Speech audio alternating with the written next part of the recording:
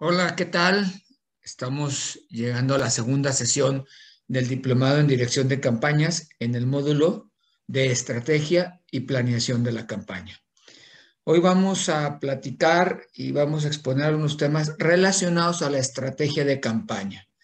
Es muy importante entender que una campaña política o una campaña electoral puede ganarse cuando el ambiente, cuando la situación política está en una condición determinada y que favorece en un momento dado a ese candidato o a esa propuesta. Sin embargo, eso es dejar mucho al azar el resultado electoral. Sin duda, a través de la historia, algunos gobernantes han llegado sin pensarlo y sin estimar que iban a ganar, pero resulta que en el colectivo, en la sociedad, existe algún fermento, alguna idea subterránea y que se detona en ese momento y por alguna razón se logra el triunfo. Pero esas son las menos. Cada día las competencias electorales son más complejas y más reñidas. Por lo tanto, es muy importante que toda campaña sí cuente con una estrategia bien definida. Y vamos aquí a aclarar unos conceptos, porque en la administración ha permeado, la administración de las empresas ha permeado sus conceptos en las campañas y muchas veces hay confusiones sobre qué es una estrategia política o una estrategia electoral y qué es una estrategia en general o las diferencias entre planeación y táctica. Entonces vamos a iniciar. Bienvenidos. Soy Jaime Martínez, vicerrector de la Universidad Santander en la Escuela de Política y Gobierno.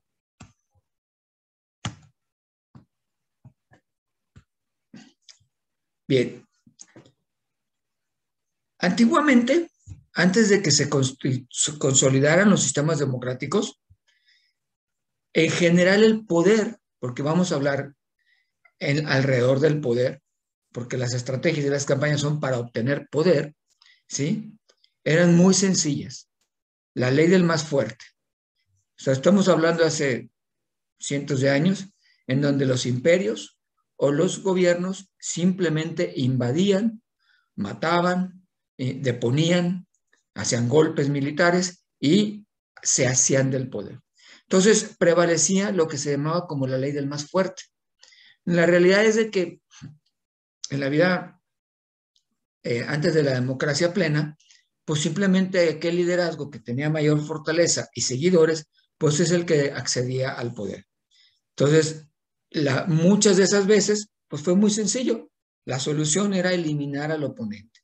Y eliminar era de muchas formas, ¿no? Y hay ejemplos en la historia desde las épocas de los romanos, donde se cometían homicidios alrededor del emperador o en el Senado, las confabulaciones que se hacían en el Senado, y así sucesivamente hasta llegar más o menos a finales del siglo XIX o principio del siglo XX, donde las democracias empezaron a consolidar y se creó junto con la democracia un sistema de partidos. Es verdad que en este momento, en el mundo, no nomás en México, en el mundo, se están cuestionando mucho el tema del sistema de partidos. Es un tema profundo y fascinante, no vamos a entrar en él, pero la realidad es de que la democracia requiere de un marco jurídico, de un marco normativo y de un marco cultural que le permite tener canales que faciliten la toma de decisiones y por lo tanto el acceso y la administración del poder. Entonces, en el siglo XIX, a principios del siglo XX, muchos países tomaron caminos democráticos y consolidaron sus sistemas de partidos. Es verdad que en Inglaterra o en los Estados Unidos o en Francia, Francia menos, en algunos momentos no lo hubo, pero ya existían partidos políticos. También, por decir un ejemplo, aunque no es una democracia plena, Honduras tiene el partido más viejo de América Latina. Entonces, la presencia de los partidos políticos pueden ayudar a la consolidación de la democracia. Sin embargo, también los partidos políticos dirigidos por algunas personas pueden no ser factor clave para la consolidación. Sin embargo, esto permite que los ciudadanos compitan entre ellos para obtener el poder, bajo una protección de una ideología o de un pensamiento o de una propuesta o plan de gobierno, pero al final existen las expresiones ideológicas y partidarias que dan cauce a los anhelos y las competencias de los políticos.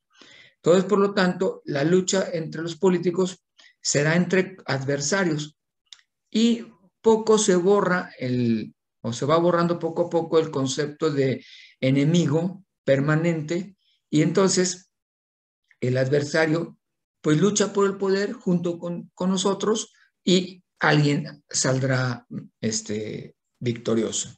Entonces, en este mundo en donde ya la competencia es más fuerte y donde los adversarios van argumentando y van haciendo acciones que les permiten acceder al poder, surge la necesidad de establecer estrategias. Muchas personas les gusta adoptar estrategias de corte militar o estrategias de corte empresarial.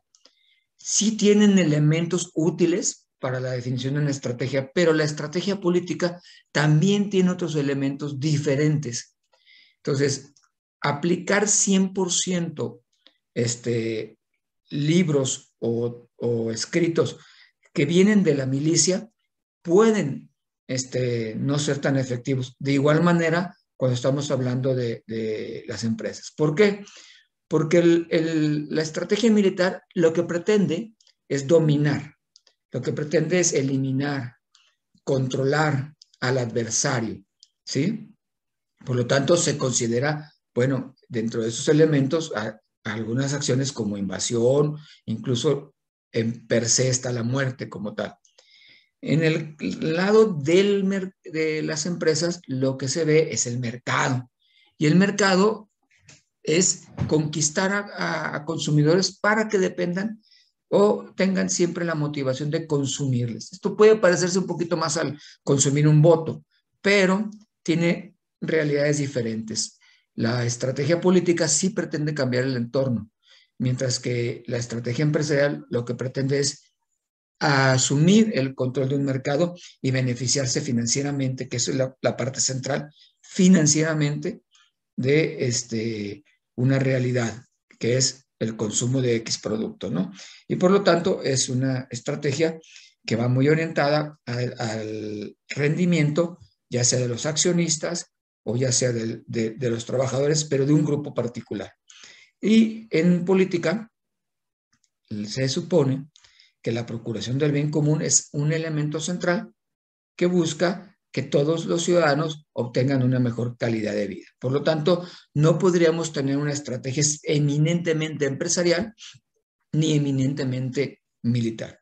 Entonces, lo que vamos a platicar en este módulo, en esta parte del módulo, es comprender con claridad cuál es una estrategia o qué es una estrategia político-electoral o política, ¿sí? Y cómo la podemos construir. La estrategia tiene fundamentalmente en política tres grandes objetivos. Debe crear nuevas realidades, o sea, nuevas realidades sociales, nuevas condiciones de la comunidad que le permitan al individuo satisfacer o resolver sus anhelos, motivaciones o ideales. La estrategia debe cambiar las reglas del juego. O sea, la estrategia vuelve a un candidato efectivo o a una propuesta efectiva en la medida de que las reglas que se están viviendo y operando políticamente son notoriamente diferentes. Cuando esto ocurre, las personas deseamos el cambio. Por lo tanto, un elemento clave de una estrategia siempre será el cambio, ¿sí? Un cambio para mejorar nuestras realidades. Y la estrategia actúa o activa a los votantes a luchar para alcanzar dicho triunfo. Entonces, esta estrategia debe de impulsar y motivar a los votantes así desear ese cambio que les dibuja o les presenta una nueva realidad política. Por lo tanto, y me voy a detener un poco, vamos a desdoblar un poquito esta definición. Esta es la definición de una estrategia de campaña. Si ustedes buscan en distintos libros de estrategia, planeación estratégica, estrategia empresarial, estrategia de marketing, no van a encontrar esta definición. Esta definición es muy específica para establecer las reglas del juego en una campaña electoral. Dice, la estrategia describe el horizonte que se debe alcanzar a través del ejercicio del poder. O sea, ¿cuáles son los ideales que yo como candidato le platico a las personas para que pueda ser apetecible y solamente, y sí, solo sí, yo soy el gobernante? ¿Sí? Yo soy el que puedo cambiar esa realidad. Donde el líder es capaz de inspirar el cambio y guiarlo con principios y valores.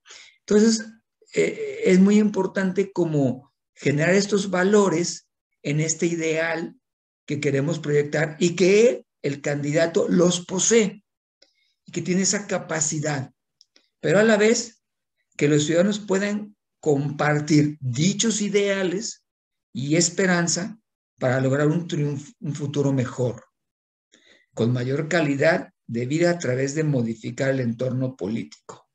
Entonces, es la definición de la estrategia.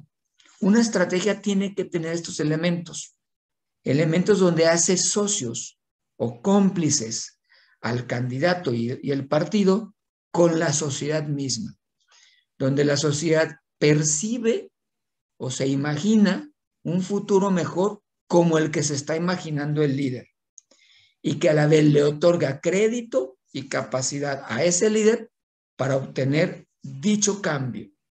Pero ese cambio solamente es posible si logra que la mayoría defina y decida obtener el triunfo a través del voto. Entonces, fijan, y aquí vamos a empezar a establecer una primera diferencia. ¿Qué he visto en tantos años que he estado en las campañas?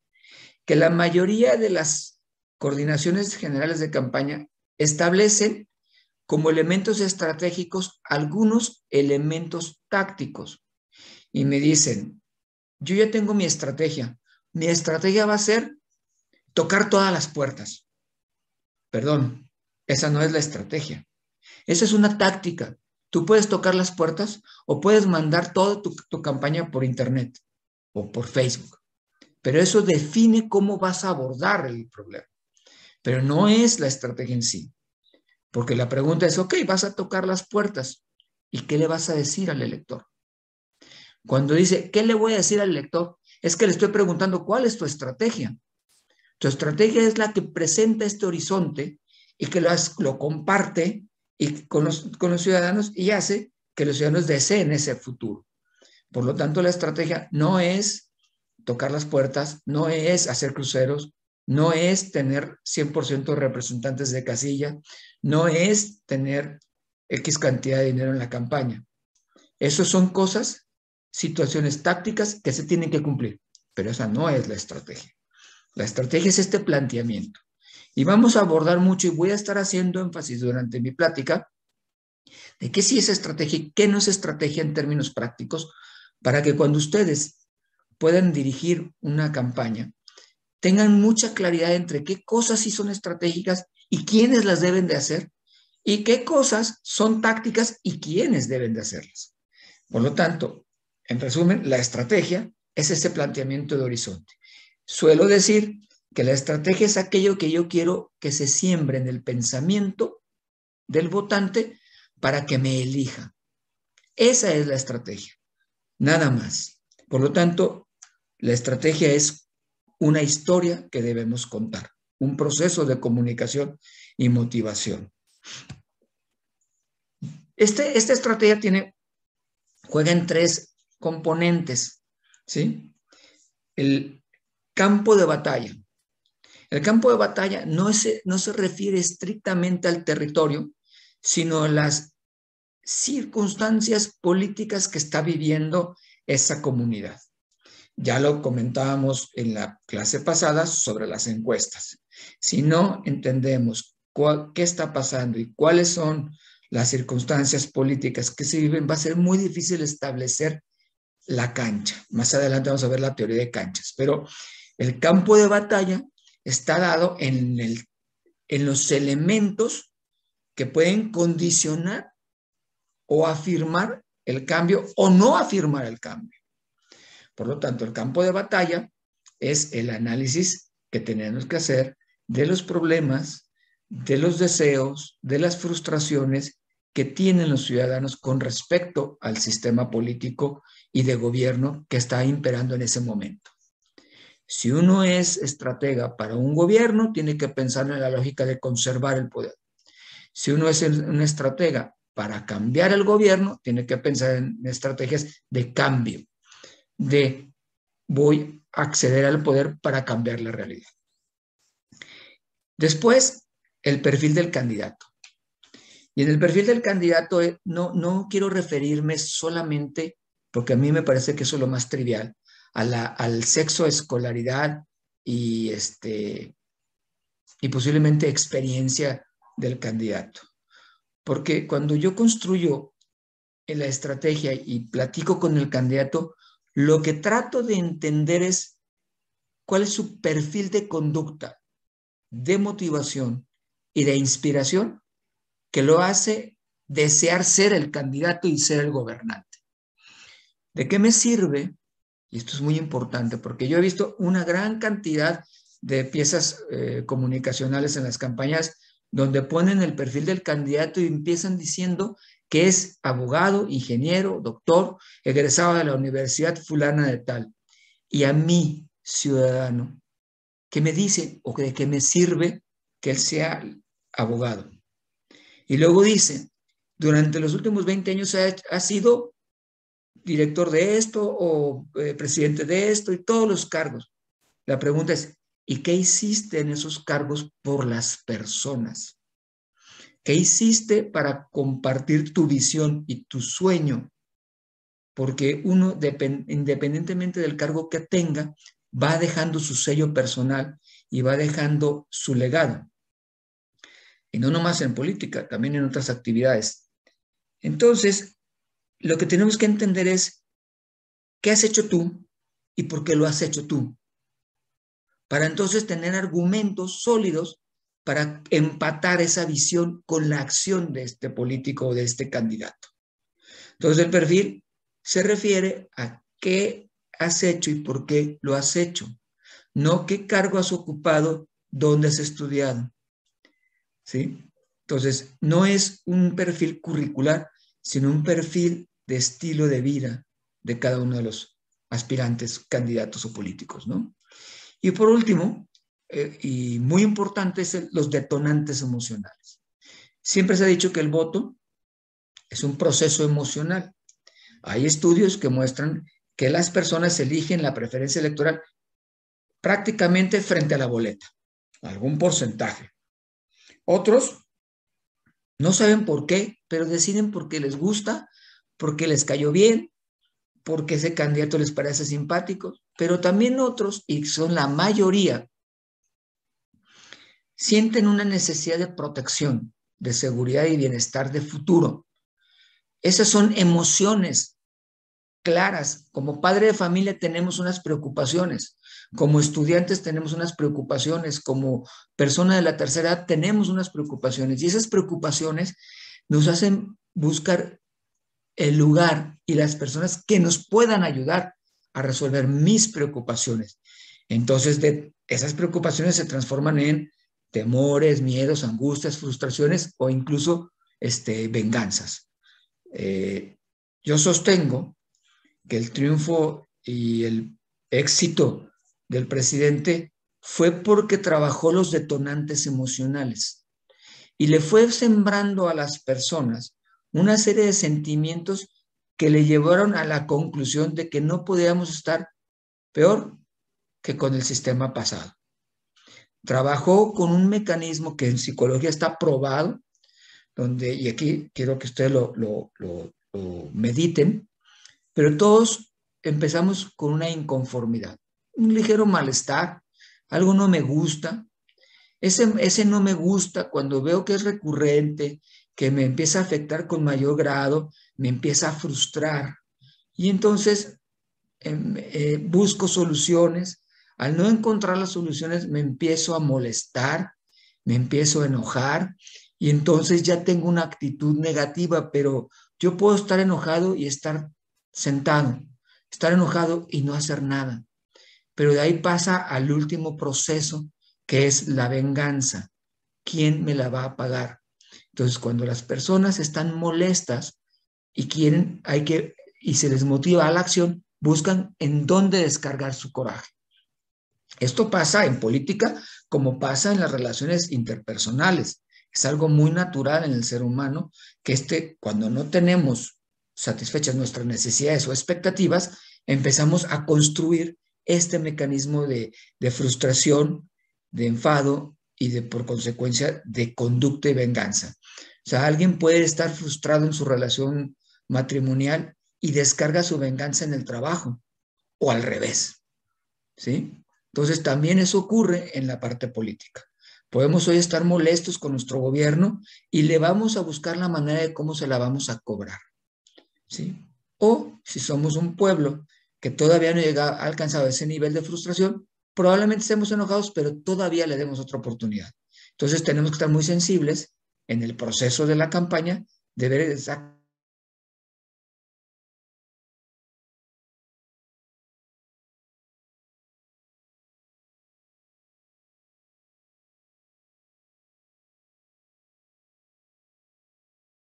también cambian el juego político, ¿sí? Que son, ¿cómo está la circunstancia política del entorno? ¿Quién es nuestro candidato desde el punto de vista de qué ha hecho y por qué lo ha hecho? ¿Y cuáles son los sentimientos que están viviendo los ciudadanos? Si se fijan, aquí empezamos a diferenciarnos con una estrategia militar. Una estrategia militar, pues yo veo difícil que pueda pensar en los detonantes emocionales. Sí ha habido guerras psicológicas, no digo que no, pero generalmente es mucho más primaria, menos elaborada. En las estrategias empresariales, pues sí podemos definir el campo de batalla como el mercado, el perfil del candidato es más como el producto, pero es un tercero, una cosa, un servicio, y a veces se trabajan los detonantes emocionales. Entonces, son elementos diferentes lo que hace la estrategia política, ¿no? Bien, ¿cómo vamos a diseñar la estrategia? ¿Cómo sabemos cuál es nuestra estrategia? Ya entendemos que debemos definir un horizonte, ya entendemos que tenemos que tener unos perfiles, pero vamos a construir nuestra propia estrategia porque cada campaña tiene su estrategia. Y simplemente, ¿por qué tiene cada uno su estrategia? Si bien pueden ser los temas iguales en muchos lugares, como por decir el empleo o decir la seguridad, el actor, que es el candidato, y los detonantes emocionales sí son diferentes. He medido algunas poblaciones donde los detonantes emocionales están a punto de generar una crisis social de violencia. Y curiosamente, en esas localidades, la presencia de la delincuencia organizada es mayor. En otras que me he tocado ver mayor cantidad de empleo, los detonantes emocionales están mucho más relajados, sin tanta tensión, y es porque las personas están buscando y encontrando un poco el futuro, ¿sí? Entonces, lo primero que tenemos que hacer es tener información. Aquí en el cuadro se llama recolección de datos. O sea, tenemos que hacernos de toda la información posible para entender qué es lo que ocurre en mi circunscripción, en mi estado, en mi municipio donde voy a jugar la elección. En la clase pasada hablé solamente de la investigación pública, vía encuestas o vía algunos grupos focales, ese tipo de cosas. Pero la recolección de datos no se limita a ese elemento, ese es un elemento más, sino también se limita, se expande más bien hacia distintas variables de datos del pasado, datos económicos, datos poblacionales, vamos a ver algunos adelante. Ya teniendo los datos, empezamos a construir nuestra realidad política. La realidad política es el juicio, ¿sí?, de la circunstancia política que nosotros creemos que está viviendo esa comunidad, ¿sí? Entonces, frente a los datos, hay frustración, no ha habido empleo, sí ha habido empleo, ganó tal partido, perdió tal partido, hay jóvenes, no hay jóvenes, hay estos fenómenos sociales. Empezamos a definir cómo está la sociedad y cuáles son sus temas, o muchos le llaman sus issues, ¿sí?, o sus temas, donde podemos trabajar para detonar el cambio político. Entonces, entra una metodología que yo propongo, que se llama teoría de canchas. Hasta más adelante vamos a ver unas láminas sobre la teoría de canchas, pero fundamentalmente me dice, de esta realidad política, ¿qué condiciones son favorables para que yo obtenga el poder y cuáles no me son favorables para que yo obtenga el poder? Pero tal, los vamos a desdoblar un poco más. Ya teniendo la cancha y la realidad política, sí podemos definir la estrategia. La estrategia es, y aquí ojo, si ustedes contratan a un estratega o tienen un equipo que hace la estrategia y les entrega un documento de 100 hojas explicando la estrategia, eso no es una estrategia. La estrategia se debe escribir en una cuartilla y es la definición de lo que yo quiero que al final de la campaña el elector piense, sienta y quiera de mi candidato y por consecuencia considere pertinente emitir el voto en favor de nosotros. Eso es la estrategia. Lo demás está dentro del plan táctico y operativo. En el plan táctico y operativo sí podemos presentar 300 hojas si quieren de cómo vamos a hacer la campaña. Pero la estrategia es simplemente una cuartilla.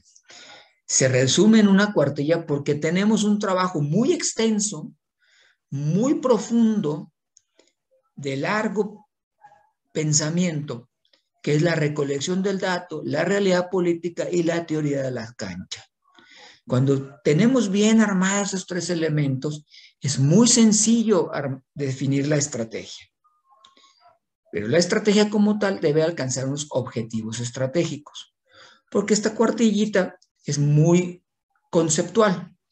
Entonces le tenemos que poner algunos desgloses que nos pueden servir para decir, bueno, dentro de este pensamiento, un objetivo es que las personas lleguen a tener un juicio de que el actual gobierno, por ser un ejemplo, no cumplió con sus promesas de campaña.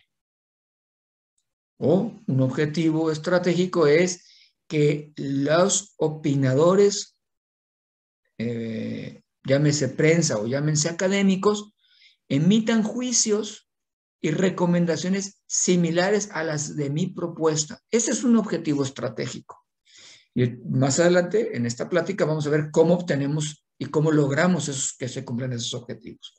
Entonces, definición y objetivos son la gran brújula, pero no el mapa de la campaña. Ojo, la brújula nos da el norte, nos orienta hacia dónde vamos. El mapa nos dice por qué camino nos vamos. Entonces, aquí en los libros de administración discuten mucho y han establecido algunas diferencias entre estrategia y planeación, entre estrategia y táctica. Entonces, la estrategia es la brújula que nos va a decir hacia dónde vamos a ir, hacia dónde está el punto final, ¿sí? Y la planeación nos va a decir tácticamente el mapa por las rutas en donde iremos caminando para alcanzar objetivos tácticos, no objetivos estratégicos. El objetivo estratégico solamente se alcanza o parcialmente se alcanza cuando obtenemos el triunfo electoral. Ese es el último indicador, pero es el contundente y final indicador de éxito, ¿no? Bien, entonces, estos son los 5 pasos para diseñar. En su guía didáctica está más claro qué pasos tienen que hacer para que puedan, al leerlo, van a comprender con mayor claridad cómo desarrollar una estrategia. Sin embargo, a alguno que esté interesado en el futuro de validar y intercambiar puntos de vista, con mucho gusto puede dirigirse al correo, a mi correo en la universidad. Lo tienen en la plataforma.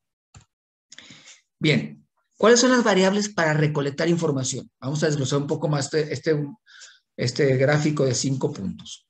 Las variables, uno es primero entender el perfil demográfico del lugar donde nos encontramos. ¿Sí? Hay algunas, por eso pongo un ejemplo, hay algunas ciudades que son grandes receptoras de mano de obra maquilador de otros estados de la República. Entonces, por decir, si, ejemplo, Ciudad Juárez es una ciudad o otras más maquiladoras que donde podemos encontrar una gran cantidad de veracruzanos o poblanos, la idiosincrasia de esos veracruzanos es muy diferente a la idiosincrasia de los chihuahuenses.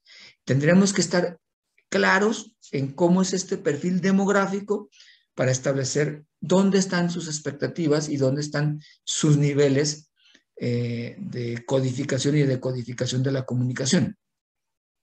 Pero también podemos ver poblaciones altamente migrantes, como en Zacatecas o en Jalisco, en Michoacán, donde es el 60 o el 70% son mujeres.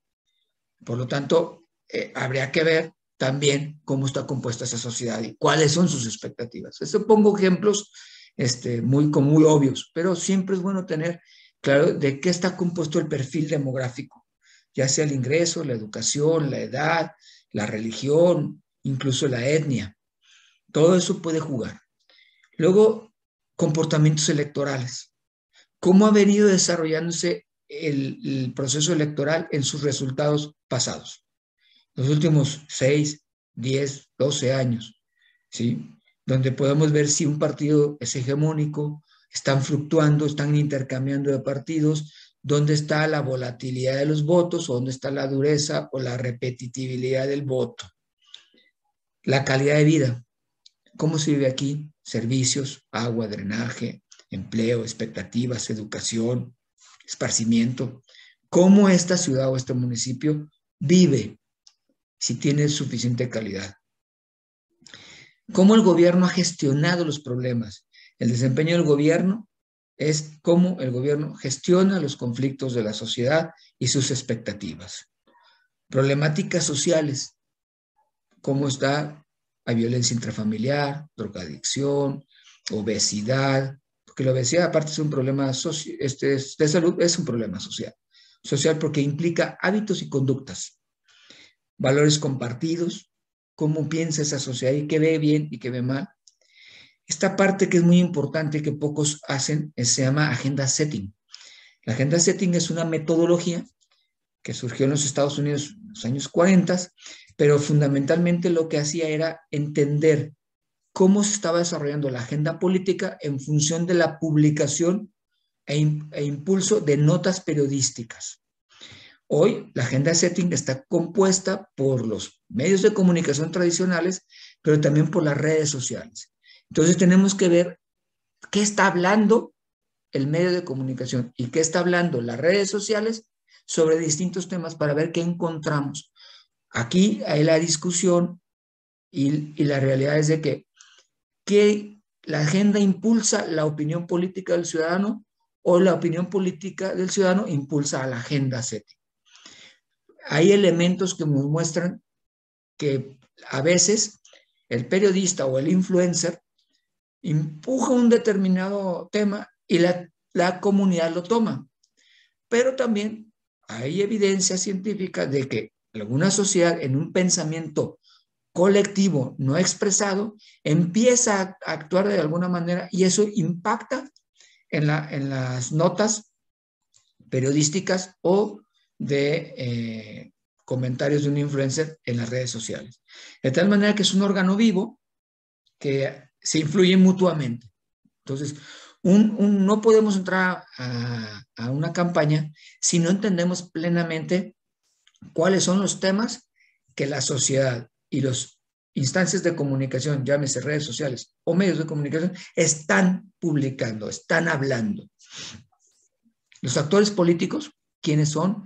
quiénes cuentan, quiénes no cuentan. A veces no necesariamente son los políticos que uno ve, el gobernador, el alcalde, el diputado, el presidente de un partido. Hay actores políticos, como puede ser un líder religioso, puede ser un líder empresarial, puede ser un rector de universidad, puede ser un luchador social, pero que influye en la construcción de un escenario político.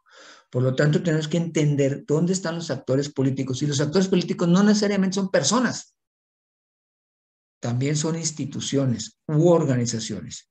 Entonces, los actores políticos son un análisis de personas y colectivos y cómo estos juegan e interactúan con la sociedad. Fuerzas exógenas, o sea, fuerzas que no están en nuestro entorno, en nuestra comunidad, pero que influyen desde afuera. O sea, yo estoy en un municipio que es altamente maquilador o tiene plantas de, vamos a decir, de automóviles. El Tratado de Libre Comercio le impacta y es una fuerza exógena. ¿Cómo eso está influyendo? ¿Sí? En este momento, por decir, la reforma energética, todas las fuerzas externas, sobre todo Estados Unidos o España, que tienen intereses en inversiones, en generación de energías limpias, van a ser una fuerza exógena hacia la política interior del país. Veremos qué sucede, pero al final es una fuerza exógena. Entonces hay que entenderlo de esa manera. Y tendencias políticas. Las tendencias políticas no son preferencias políticas. Las tendencias políticas son las corrientes de pensamiento que están ocurriendo en el mundo, en el país y en tu localidad.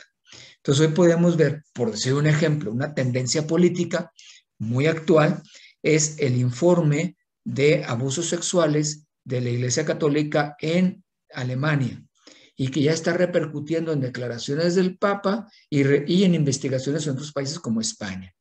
Eso no es nuevo para nosotros, ya existió en México también una investigación, pero es una tendencia. Otra tendencia política es todo el tema de la parte sustentable, ecológica, verde, que nos está llevando hasta incluso a la producción de carne sintética.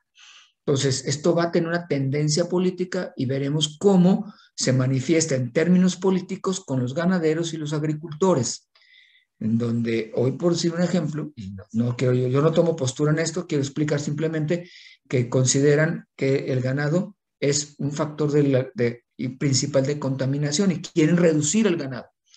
Eso va a afectar a un grupo de personas que tendrán capacidad de movilización política, llámese ganaderos. Pero por el otro lado, tenés a los ambientalistas y eso tiene que ver con que ellos están ganando la agenda de la tendencia política. Entonces, uno tiene que analizar en la elección que vamos a enfrentar si existen tendencias políticas o no existen. Fíjense que toda esta información nos debe llevar pues un buen rato de investigar, de medir. Aquí aplicas encuestas, aquí aplicas entrevistas, aquí se leen documentos, se busca en internet, se hacen muchas herramientas de investigación. Pero desafortunadamente en muchas campañas, por cultura aquí en México, pero también por costos, obvian el proceso de investigación porque sienten que se gasta dinero y que no se ve el resultado. ¿Sí? Y ojo, una campaña que no tiene documentación, que no tiene información, es una campaña que va a ciegas en su proceso electoral.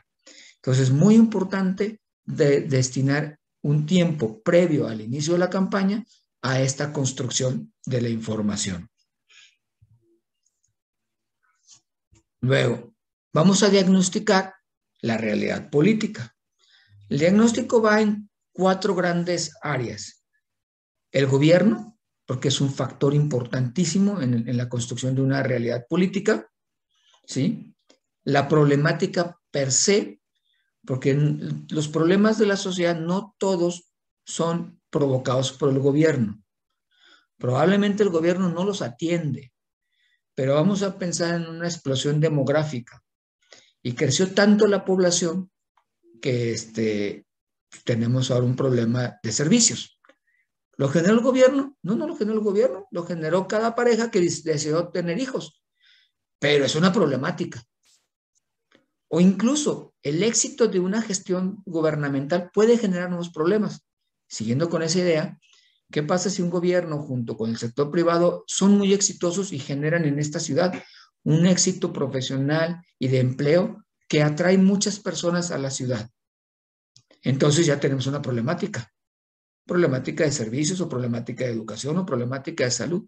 Entonces, la problemática siempre está ahí y hay que verla no como la consecuencia de una gestión de gobierno, sino como la situación que prevalece y que incomoda y afecta el desarrollo y las expectativas de los ciudadanos. Y luego vemos la gestión del gobierno, cómo él aborda ese problema y cómo lo puede resolver. Si no lo está resolviendo, entonces está agravándose el problema. Motivadores del voto, ¿sí?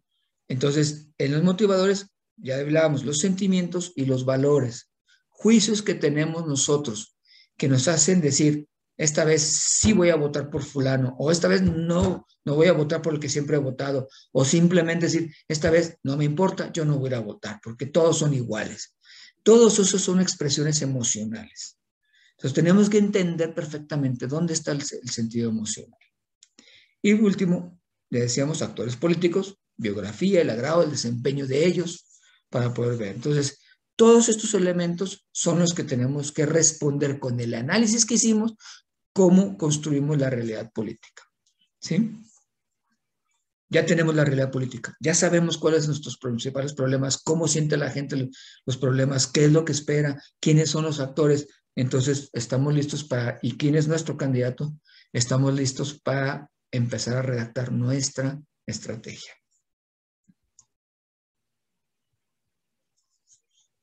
Ok. Vamos a trabajar con la teoría de canchas. Es un modelo poco utilizado, muy exitoso. Para mí se me hace muy eficiente. Y aquí voy a hacer un pequeño paréntesis. La mayoría de los equipos de campaña, cuando hacen estrategia, usan una herramienta que se llama FODA. Eso es un error y no debe ser utilizado el FODA, porque el FODA es una herramienta diseñada en las empresas o en el sector privado hace muchos años, que lo que hace es evaluar su condición y su entorno para optimizar su gestión empresarial. Por lo tanto, el FODA es una herramienta excelente en el proceso de planeación táctico y operativo.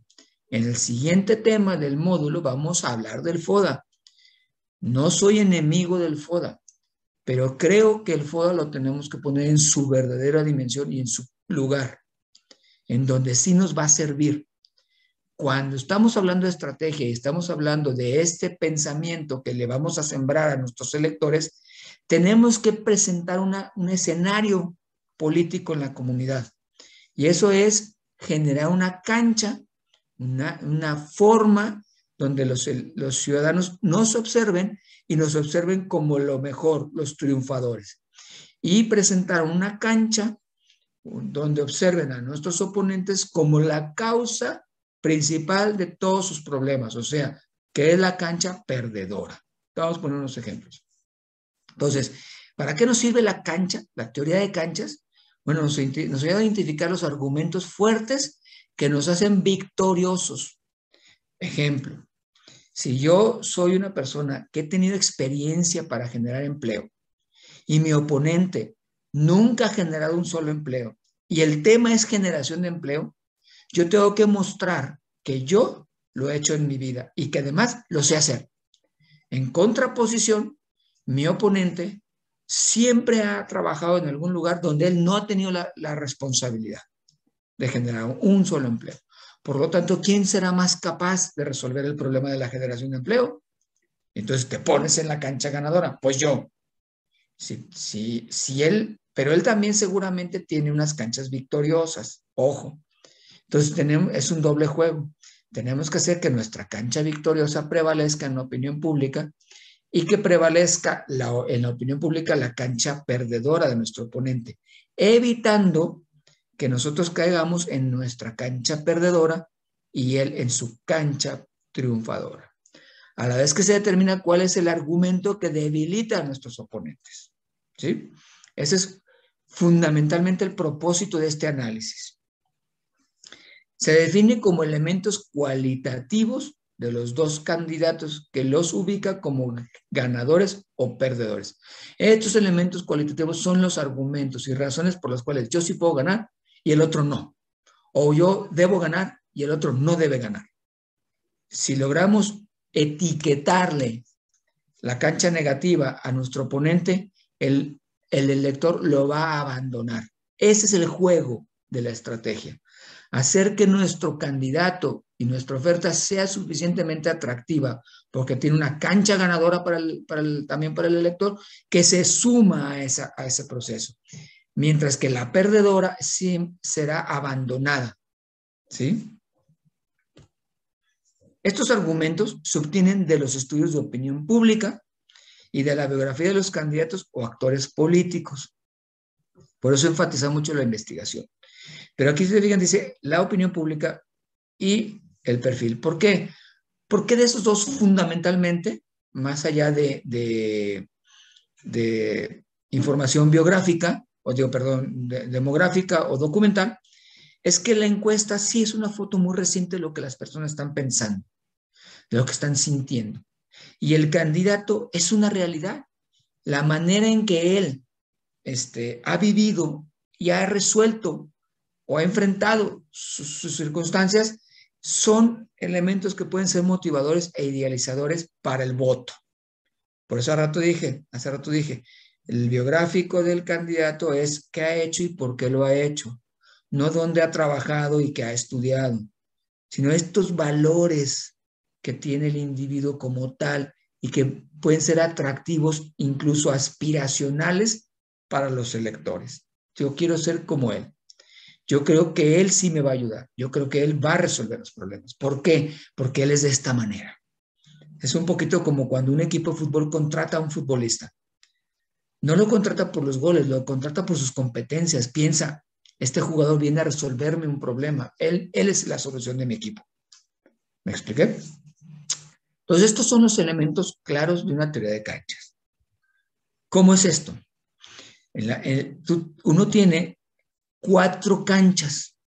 Siempre todos los candidatos, incluidos los nuestros, tienen una cancha ganadora y una cancha perdedora.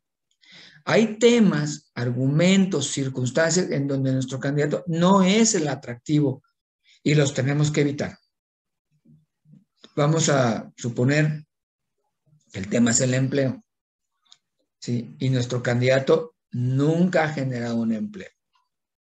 Tenemos que ser muy creativos y pensar qué otro argumento podemos sustituir a ese argumento o cómo lo podemos presentar a él. Y cómo podemos, por ejemplo, aquí radica la investigación de manera muy importante. Vamos a suponer que mi candidato nunca ha generado empleos y el candidato oponente sí ha generado empleo porque es un empresario, ¿sí? Yo primero empezaría investigando si ese empresario o sus empresas tiene demandas laborales. Buscaría a aquellas personas que han sido despedidas de esa empresa. Buscaría sus condiciones laborales. Buscaría la opinión sobre sus productos y servicios. Y entonces plantearía, vamos a pensar que encontré que hay prietitos en el arroz en su experiencia. Sí ha generado empleos, pero hay historias que contar, ¿no? Entonces yo podría plantearles la estrategia y decir, es verdad, yo nunca he generado un empleo, pero creo que los empleos deben de ser remunerados, dignos y que los patrones deben de respetar a los trabajadores. Por eso, no vamos a tolerar empleos mal pagados o que simplemente se los corran como ocurre en muchas empresas. Por eso lanzas el mensaje y luego lanzas otro segundo mensaje con un actor político o con una persona protagonista que diga, fulano de tal corrió a menganito de tal sin causa aparente y no lo indemnizó, no le pagó. Un empresario así no lo queremos en el gobierno. Y entonces estableces las canchas para ganar y para perder. ¿Se fijan cómo podemos jugar con los argumentos? Entonces, uno tiene que tener muy claro cuáles son los argumentos ganadores de mi candidato y cuáles son los perdedores. Debemos rehuirle o manejarlos de manera especializada los argumentos perdedores, para que esos no permeen en la opinión pública. En el caso de los oponentes, ellos también tienen argumentos ganadores, y si ellos logran fijar en la agenda setting o en la opinión pública, que los argumentos ganadores de él son los correctos y los que necesita la gente, sin duda él va a ganar. Por lo tanto, tenemos que evitar eso. Y tenemos que plantear más que la gente conozca aquellos argumentos que no les son favorables al oponente. Entonces, el juego de la estrategia es eso. La estrategia no es la acción de campaña, pero sí es una dinámica que está generando y construyendo escenarios o realidades políticas. Requiere de la gestión, requiere de la acción de la campaña, que más en la siguiente parte del módulo vamos a ver la planeación. Pero aquí hay una definición y tenemos que provocar que esa definición ocurra en el pensamiento de los electores. Vamos a considerar algunos argumentos de la teoría de canchas. Para construir estos argumentos, estos 4 argumentos, analizamos estas 5 posibilidades. La primera es la vida del candidato. Yo como consultor platico con los candidatos y lo primero que les pregunto es: platícame qué prietitos tienes. Porque la realidad es que todos los candidatos se sienten o se ven santos. Cuando empiezas a platicar con ellos te das cuenta que tienen algunos aspectos de su vida que pueden ser atacables. Por lo tanto, necesitamos saber cómo ha sido la vida del candidato. Probablemente para tener un plan de contingencia o probablemente para ensalzar o resaltar algunas características del estilo de vida de ese candidato. Esto también se tiene que hacer con el oponente, ¿sí?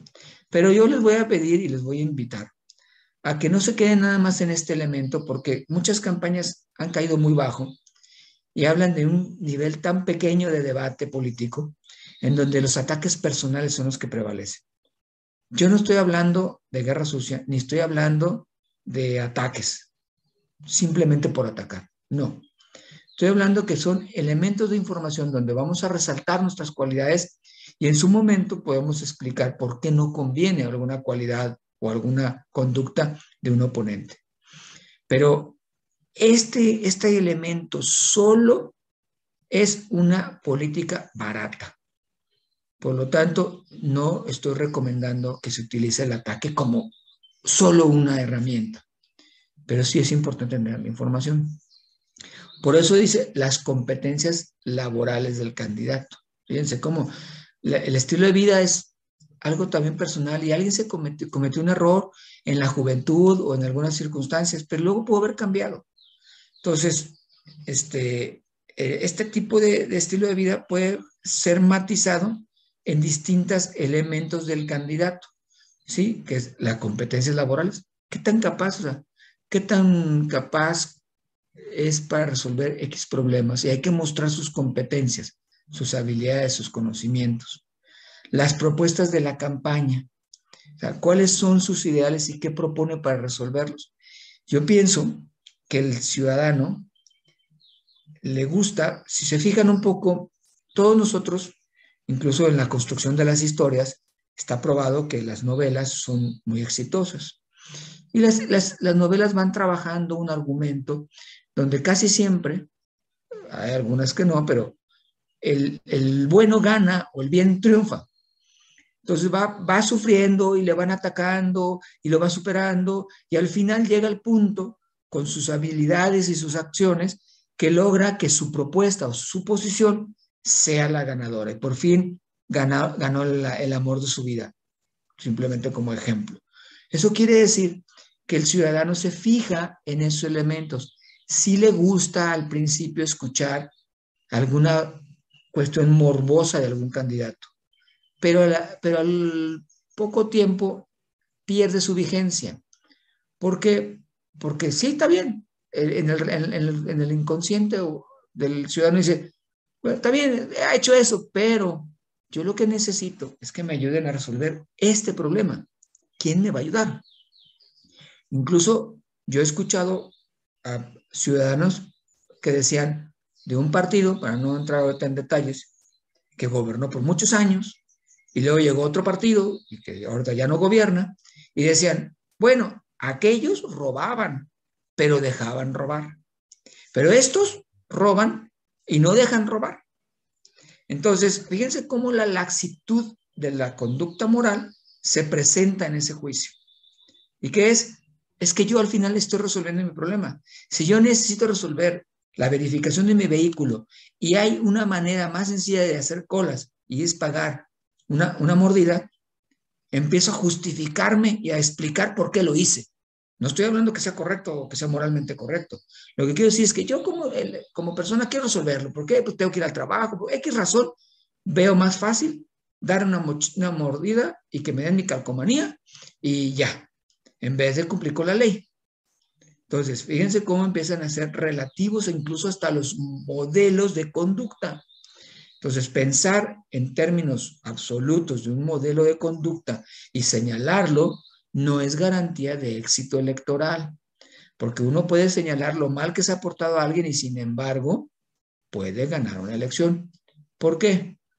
Porque una cosa es que tú le señales que él se ha portado mal, pero si él logra vender mejor la propuesta y la visión política, él va a ser más atractivo. Y entonces para el ciudadano puede ser hasta perdonable ese pecadillo que habrá cometido en el pasado. A veces no. Pero fíjense cómo juegan todos los elementos. Y por último, entonces son los sentimientos que conectan. O sea, ¿cómo conecta esta propuesta, esta acción, estos juicios, que son al final una razón emocional, con mi razón emocional? Y si conectan, entonces yo puedo justificar, incluso hasta perdonar ciertas conductas que son, vamos a decir, objetivamente no correctas. ¿Sí? Entonces esto es muy relativo.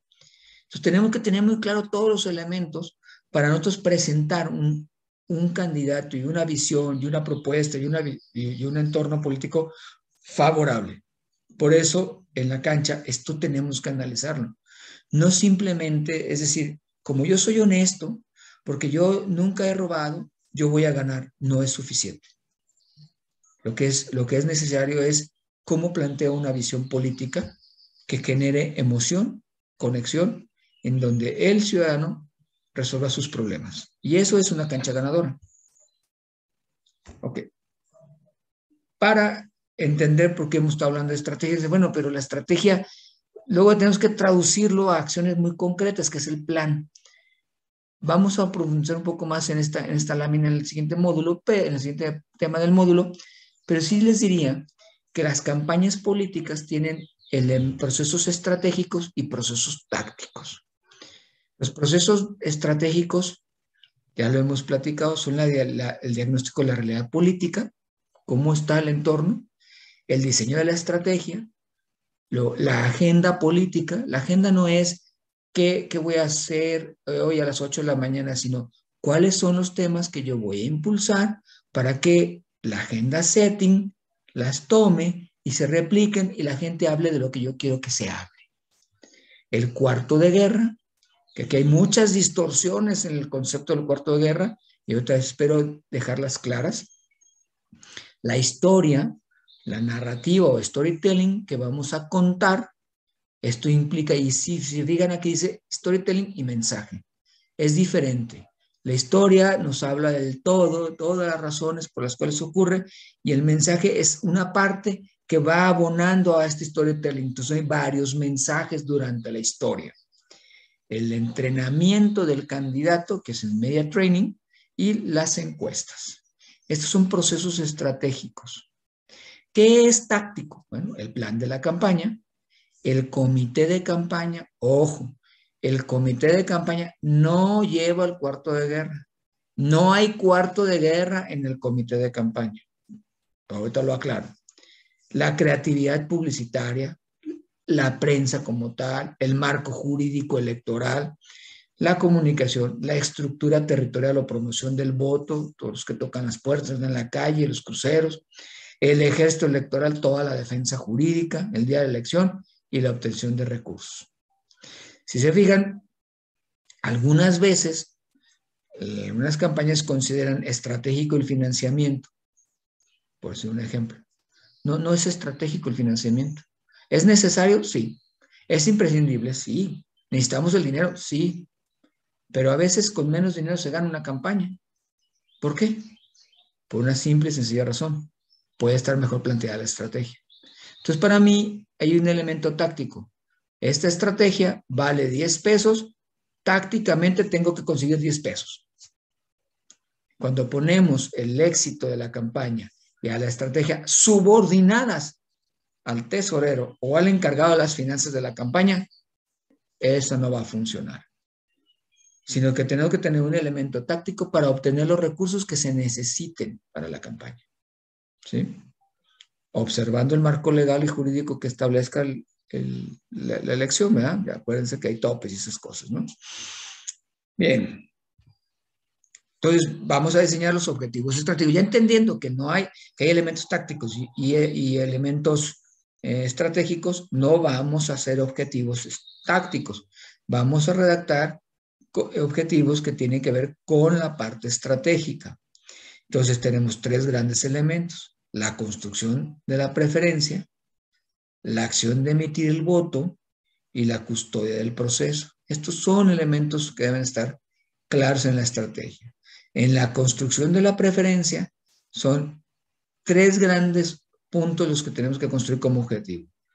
¿Cuál va a ser el conocimiento y agrado del candidato en el proceso electoral que vamos a alcanzar? Y yo les diría como indicador, un candidato que no alcanza arriba del 90% de conocimiento con un más menos 50 o 40% de índice de agrado, tiene dificultades para ganar. Ese sería un poco el objetivo. La credibilidad del mensaje, que el otro día lo comentamos, perdón, la credibilidad del mensaje se mide a través del tracking, pero lo que tenemos que hacer es que nuestro mensaje sea el más difundido y el más creíble. Y por consecuencia, lo que le llamamos predictores del voto, que son la capacidad del líder para resolver los problemas. En el caso de la acción de emitir el voto, es penetración y difusión del mensaje, cómo está construida la red de promotores del voto y el control del voto. O sea, es estratégico si el concepto de la construcción de la estructura no es estratégico y es táctico si utilizamos brigadas o utilizamos vecinos por manzana. Esos son métodos que son tácticos, pero es estratégico sí contar con una red de promotores. Igual, en la custodia del proceso hay que tener mucho el tema del clima político. ¿Cuántas veces se tensa el clima político y cuando vienen los resultados hay el no reconocimiento de los resultados electorales? Entonces, tenemos que crear un clima político para que el ciudadano respalde nuestro resultado electoral y no haga eco de las pataletas o quejas que pueda tener nuestro opositor.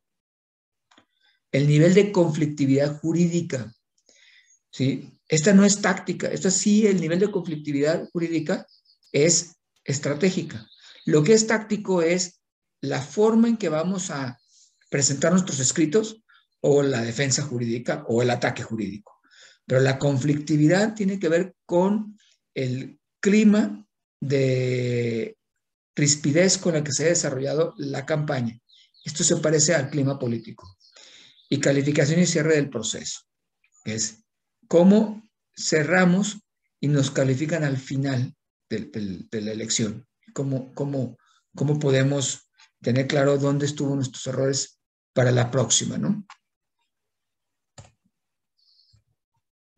Se me fue hasta el final. Ok. Vamos a entrar al tema de cuarto de guerra. El cuarto de guerra es el equipo que instrumenta, desarrolla y ejecuta la estrategia. No es el que desarrolla y ejecuta el plan de la campaña o la acción de la campaña. Por lo tanto, debemos entender que son dos equipos separados. Un equipo es el cuarto de guerra y otro equipo es el comité de campaña, donde están los puestos, vamos a decir, operativos y ejecutivos de la campaña. Por lo tanto, un cuarto de guerra conoce, procesa e interpreta la información para la toma de decisiones políticas, no financieras, no administrativas, no operativas, sino de decisiones políticas. Cuando dice conoce, procesa e interpreta, es que el cuarto de guerra se hace de información, tanto de la propia campaña como del entorno político, para entender qué está pasando en la ciudad o en la contienda. Y entonces decidir si tiene que ajustar la estrategia o implementar nuevos objetivos estratégicos. Define los factores políticos que influyen en el logro del proyecto político. O sea, un factor político puede ser alguna crisis coyuntural o puede ser la postura de algún actor político o colectivo, ¿sí?, que nos van a influir o nos van a potencializar o inhibir nuestra estrategia. Entonces uno tiene que estar atento a esos esquemas. Y por último, controla y modifica la agenda política circunscribiéndola a la estrategia definida. ¿Qué quiere decir esto? Un buen cuarto de guerra es el que es capaz de hacer que otras fuerzas externas a la campaña opinen y divulgan contenidos o posturas que son similares o potencializadoras de nuestra oferta política. O sea, el cuarto de guerra también se encarga de influir en sector empresarial, religioso, social, académico. Podemos, en nuestra estrategia y en nuestra acción de cuarto de guerra, necesitar que una universidad, por decir un ejemplo, elabore una serie de, o lleve a cabo una serie de paneles para discutir un tema social, el cual es un tema político, el cual también nosotros abogamos de alguna manera. Podemos, como cuarto de guerra, hacer que un editorialista o un influencer hable en un sentido que ayuda a nuestra postura política. Podemos hacer que los liderazgos, llámese por si un liderazgo empresarial, manifieste qué acción es la que necesita la sociedad para mejorar y esa coincidentemente sea una acción que nosotros proponemos. Si se fijan, gente que no está, personas, actores que no están en la campaña, actuando en el ambiente político, actuando en favor de lo que nosotros queremos. Eso se logra si tenemos una buena operación política. ¿Por qué es necesario que ocurra esto? Porque los ciudadanos le creen más a los factores externos que no tienen intereses implícitos. Si yo les digo que yo soy el mejor estratega y yo soy estratega, pues saben que yo voy a decir eso. Por lo tanto, mi credibilidad puede ser buena o puede ser moderada o mala. Pero si un cliente mío le dice a otro cliente, oye, él es muy bueno, es más fácil que lo crean. Esa es la lógica del cuarto de guerra. Crear las condiciones de la agenda política para que nuestro candidato y nuestra oferta se mueva con mayor facilidad en la cancha ganadora. Aquí es donde conectamos el ejecutor, desarrollador y planificador de la cancha, es el cuarto de guerra. ¿Cómo funciona? Bueno, ¿qué variables va a estudiar o considerar el cuarto de guerra? Dominio de la agenda setting.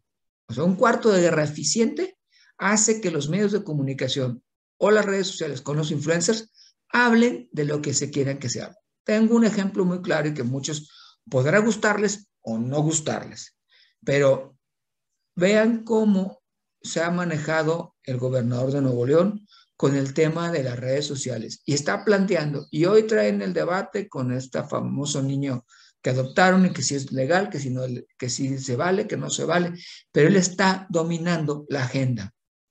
Otro ejemplo, que es muy clásico y muy visto. Todos los días en la mañana el presidente establece la agenda setting.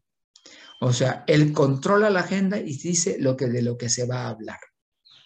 Y entonces los medios de comunicación reaccionan, los partidos políticos reaccionan, los políticos reaccionan y la sociedad, ¿qué escucha? lo que el presidente quiere que se hable. Ojo con eso. El político exitoso es aquel que logra dominar la agenda setting, dominar los temas y que la gente hable de sus temas. Para eso requiere un cuarto de guerra. Control de la agenda política. Control de la agenda política es que se den los actos, que se den las circunstancias de los temas que nosotros queremos y no los de otros. Ojo, muchos candidatos se pierden en la agenda y piensan que eso es agenda política. Hay que distinguir la agenda de campaña de la agenda política. La agenda de campaña es el cúmulo de actividades por horario, con fichas informativas donde el candidato acude y tiene una interactividad. Entonces, a las 8 de la mañana desayuno con fulano de tal. A las 10, entrevista con el periodista Mengano. Eso es una agenda de campaña. La agenda política es qué temas son los que yo voy a tocar. La agenda política gobierna a la agenda de campaña. En la agenda política dice, ¿por qué voy a ir con fulano de tal si no hablo de lo que yo quiero hablar? Si él no habla de lo que yo quiero hablar. Por lo tanto, no es un tema relevante para mí, ni un actor relevante para mí. Ojo con eso, porque muchos equipos confunden y terminan haciendo al candidato una persona que tiene muchas actividades, lo estrangulan, lo cansan con 10, 12 horas de trabajo diario, pero poca efectividad estratégica, ¿no? Penetración del mensaje. Es una variable que el cuarto de guerra tiene que saber a través del tracking. ¿Nuestro mensaje está llegando a todos? ¿Está permeando? A mí me gusta muchas veces escuchar a la gente común y en algunas campañas cuando el taxista, el taquero, X fulano como este tipo de oficios, te menciona y hace un juicio sobre mi oponente, que es el que yo planteé en la estrategia, quiere decir que el mensaje tuvo penetración, que estamos ganando la campaña porque ya estamos haciendo que la gente piense como yo quiero que piense. Entonces, la penetración es muy importante. Por lo tanto, la credibilidad de la historia, la credibilidad del storytelling, porque sin credibilidad la penetración del mensaje no se va a dar. O sea, hay mucha gente que dice, bueno, yo difundo mucho el mensaje. He encontrado campañas de opositores que en la medida en que más reparten folletos, en la medida en que más sacan algún esquema de comunicación en redes, baja su credibilidad.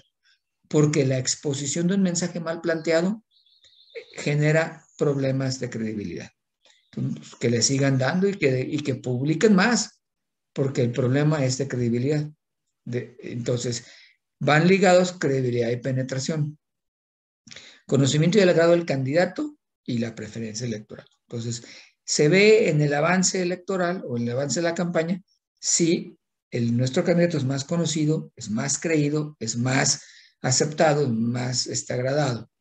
Y eso se tiene que traducir en un cambio de tendencia electoral favorable para el candidato que nos estamos orientando, ¿no? Entonces, estos son los temas que analiza el cuarto de guerra. ¿Cómo lo va a hacer?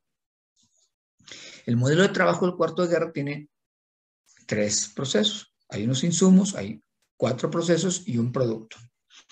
En el insumo tenemos reportes operativos, reportes diarios de qué está pasando en nuestra campaña y qué está pasando en la campaña de los oponentes.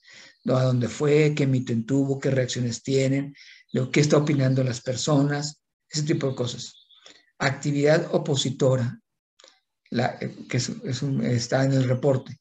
Agenda setting. Esto muchas veces lo que la gente hace es una síntesis de prensa. Pero hay de síntesis de prensa a síntesis de prensa. Algunos nada más acumulan los titulares, otros te ponen las ligas de los medios. Una verdadera agenda setting hace análisis de los temas, por dónde se está hablando y hacia dónde va a ir los medios de comunicación en el futuro. ¿Y qué tendríamos que entonces pues plantear? En el proceso vamos a decir que vamos a plantar en los medios. El tracking, que es la encuesta diaria, y investigaciones especiales. Investigaciones especiales, lo que va surgiendo. Hay algún escándalo, hay alguna una declaración, y hay que investigar especialmente si eso nos afectó, nos favoreció, quién la hizo, por qué la hizo, ¿no? Entonces, tenemos 4 grandes procesos. Hay un equipo, una parte del equipo que se encarga de procesar la información. Todo este insumo lo informa y genera un documento diario. Un documento, bueno, diario estoy hablando en campaña. Si estamos hablando de largo plazo, si estamos hablando que la campaña, más bien estamos planeando una estrategia política para que en el futuro alguien sea el candidato, entonces el cuarto de guerra funciona no diariamente, sino periódicamente, puede ser quincenalmente o semanalmente o mensualmente, depende la distancia de la fecha de la contienda. Pero al final hay un grupo que genera la información y la procesa. Su responsabilidad es solamente entregar una ficha. Luego pasa a un equipo que hace el análisis político. Aquí es muy importante decir que el análisis político lo tiene que hacer un grupo pequeño, reservado, que tenga experiencia política, no teórica, ni tampoco alguien que tenga ahí un interés particular. Entonces aquí nos pueden servir mucho aquellos que han sido alcaldes, que han sido gobernadores, que han sido dirigentes de partido, que han estado en la protagonista, incluso hasta un director de medio de comunicación, pero gente que tiene sensibilidad y conocimiento político, que sabe leer política, porque va a recibir la información y ellos 5 o esos 3, depende, pero 3, 5, 7, no más de 7, van a hacer el análisis para decir qué está pasando y pasarlo a un proceso de toma de decisiones. La toma de decisiones la realizan algunos que pueden estar en el equipo de análisis o no, pero la decisión tiene que ver con la factibilidad de la misma decisión. Entonces aquí sí puede estar el coordinador de la campaña, algunas personas, aquí puede estar un financiero, sí puede estar un financiero porque la decisión va a implicar gasto, puede estar algunos otros actores políticos. Y luego viene el proceso de aseguramiento. El proceso de aseguramiento nos habla del número de operadores, influenciadores que debemos de tener para que la agenda, para que lo que se define en el cuarto de guerra sí ocurra. Porque aquí tenemos que tener aliados, amigos, que no están en la campaña, que nos pueden ayudar a colaborar, y decir, oye, necesito que el periódico tenga esta noticia, que se publique esto, o que se haga tal actividad, o que salga fulanito de tal a declarar determinada cosa. Eso lo hace porque esa persona tiene una conexión con este personaje, con esta institución y puede influir en ella. Entonces, ese es el tema. En el proceso de aseguramiento tenemos a los operadores o facilitadores de buen nivel que hacen que las cosas ocurran. Por lo tanto, nuestro producto es una nueva agenda política. La agenda política se está construyendo permanentemente. En política nada queda suelto, nada es casualidad. Todo está planeado, está definido y está construyéndose. Puede haber ajustes, desvíos, acuerdos que cambian las agendas, sí, claro, es algo que es natural. Pero si nosotros como campaña no tenemos claro cuál es la agenda, nuestra agenda, y peleamos para que nuestra agenda sea la que se imponga, nosotros no vamos a ganar la elección. Por lo tanto, el proceso es así. El equipo de información entrega síntesis de prensa e información y fechas informativas. El equipo de análisis genera escenarios y recomendaciones a la agenda. El equipo de decisión toma cursos de acción y de agenda política. Y por lo tanto, el equipo de aseguramiento se instrumenta. Un poco lo que he explicado. Entonces, este equipo es un equipo, si se fijan, que está todo el día analizando el proceso político, no tiene tiempo ni tiene que estar enterándose si se pintaron todas las bardas que se dijo que se iban a pintar, si estuvo el templete y el sonido correcto el día que fue el candidato a la colonia, si se hizo el recorrido en la colonia de manera correcta. Esas son responsabilidades operativas de la campaña. Entonces, la campaña recibe parte del curso de acción y agenda política que le corresponde y otra parte se va con los operadores a que ocurra. Entonces, la campaña actúa en función de las peticiones del cuarto de guerra o del equipo estratégico. Entonces decimos, ¿sabes qué? Estamos observando que no hay mucha credibilidad del mensaje, por favor, se necesita que se revise con el creativo qué está pasando. Estamos viendo que no se ha visitado tal colonia porque no tenemos evidencia de que haya recorridos ahí. Entonces, campaña, atiende este territorio que es estratégico. Eso es lo que hace el cuarto de guerra. Pero no se pone a hacer las cosas. Cuando el cuarto de guerra lo ponen en el equipo de campaña, se sientan en la mañana a definir a dónde va a ir el candidato, cuánto dinero se necesita para comprar las lonas o las playeras, cuándo va a ser el cierre de campaña, a quién van a llevar de artista. Y eso no es estratégico y eso no lo ve el cuarto de guerra, eso lo ve el comité de campaña. Por lo tanto, el único puente comunicacional entre estos dos equipos es el coordinador general de la campaña. O sea, el que está tomando este diplomado puede ser coordinador de una campaña y es el que debería ser el articulador de estas dos instancias de tomas de decisiones, una estratégica y otra operativa táctica, ¿verdad? Entonces, con esto estamos viendo, en términos generales, el planteamiento de la estrategia y llegamos al final diciéndoles, la estrategia no es la acción de la campaña. La estrategia es aquello que queremos fijar en la mente del ciudadano para que nos vote.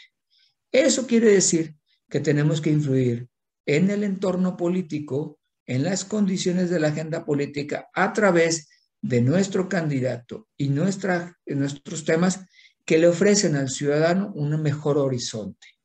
Al ser mejor horizonte, las emociones, los sentimientos del votante se detonan, se activan para tener una postura y una posición positiva. Herramienta fundamental, la teoría de canchas. La teoría de canchas nos ayuda a clarificar dónde queremos tener a nuestro candidato.